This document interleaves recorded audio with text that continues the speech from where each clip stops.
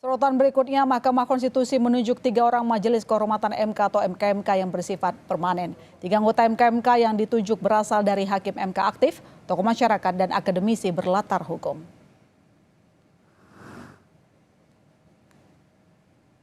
Hakim MK memutuskan menunjuk 3 anggota Majelis Kehormatan MK permanen.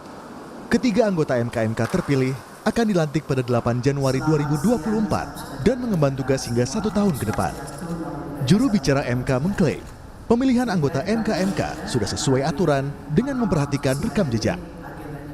Harapan kami dengan terbentuknya MKMK ini ada kelembagaan yang secara day to day itu kemudian bisa melakukan pengawasan terhadap pelaksanaan dari pedoman kode etik tadi atau pedoman perilaku hakim konstitusi. Karena yang dilihat itu adalah perilakunya, etiknya di situ. Ya. Jadi mudah-mudahan ini bisa berjalan dengan baik dan kami juga berharap ini menjadi bagian penting karena bagaimanapun juga kita akan menghadapi perselisihan hasil pemilihan umum di mana di situ memang kemudian persoalan terkait dengan etik itu harus dijaga sekali. 3 anggota Majelis Kehormatan MK yang terpilih adalah Hakim MK aktif Ridwan Mansur. Selanjutnya ada mantan Hakim MK Idewa Gede Palguna dari unsur tokoh masyarakat. Terakhir, ada Rektor Universitas Andalas 2019-2023 Yuliandri yang dipilih dari unsur akademisi berlatar belakang bidang hukum. Ketua MK terpilih Suhartoyo saat dilantik menyebut akan memperbaiki citra MK agar kembali meraih kepercayaan publik. Meski demikian, saat itu Suhartoyo mengakui integritas Hakim MK dipertanyakan masyarakat akibat putusan mengubah batas usia Capres-Cawapres. Kalau menurut saya enggak, tapi nanti semakin akan kami upayakan untuk dibuktikan bahwa setiap pengambilan keputusan, image yang ada di masyarakat itu kemudian bisa terjawab bahwa anggapan itu tidak benar. Survei Litbang Kompas menemukan citra MK berada di titik terendah sebesar 50%.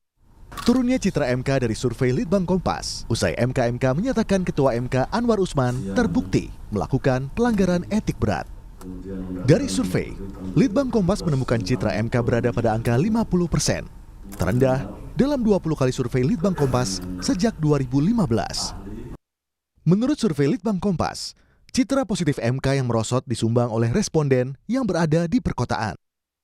67,4% responden di perkotaan menyatakan citra MK sangat buruk, dan 56,6% menyatakan citra MK buruk. Sementara, di pedesaan, citra MK sangat baik, mencapai 60%, dan baik, mencapai 47,4%. Hal ini berkolerasi dengan tingkat pendidikan responden, di mana 65,2% responden berpendidikan menengah dan tinggi, menilai citra MK sangat buruk. Sementara, citra MK dinilai sangat baik oleh responden berpendidikan dasar, sebesar 47,5%.